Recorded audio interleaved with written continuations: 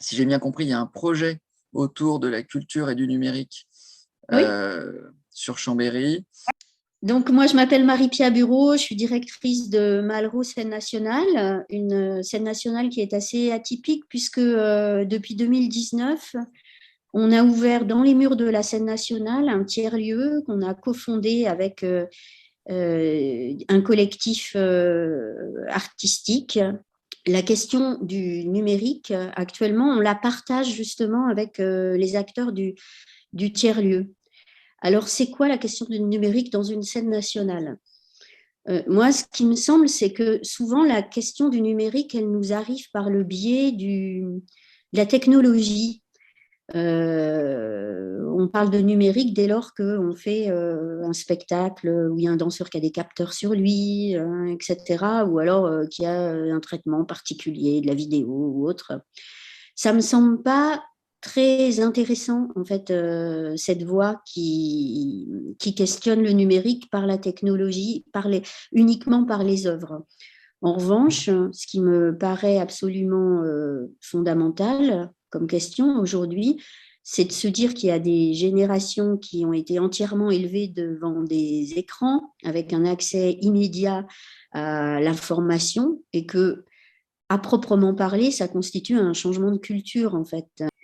Donc, la question du numérique, elle devient assez vaste et plus seulement la question de la technologie, c'est la question de la communication, c'est la question des rituels,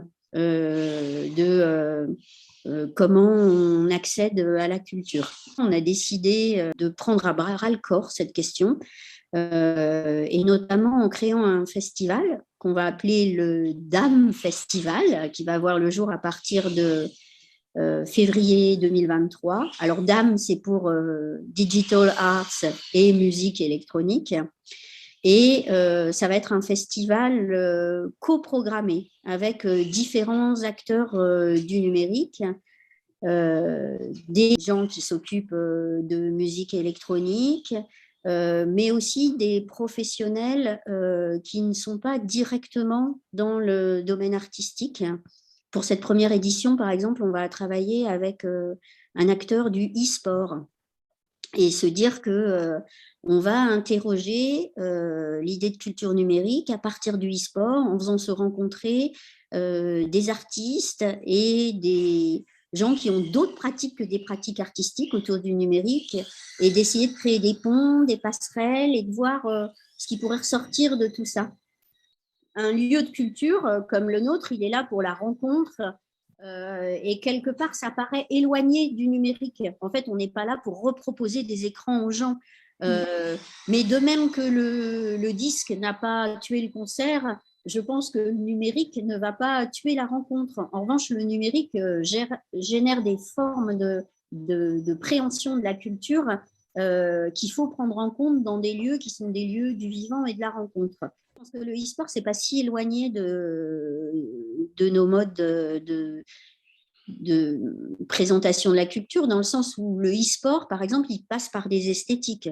Que ces esthétiques, elles imprègnent les pratiquants du e-sport. Ce ne sont pas des manières de s'approprier les codes qui sont différents, ce sont les codes même qui sont différents.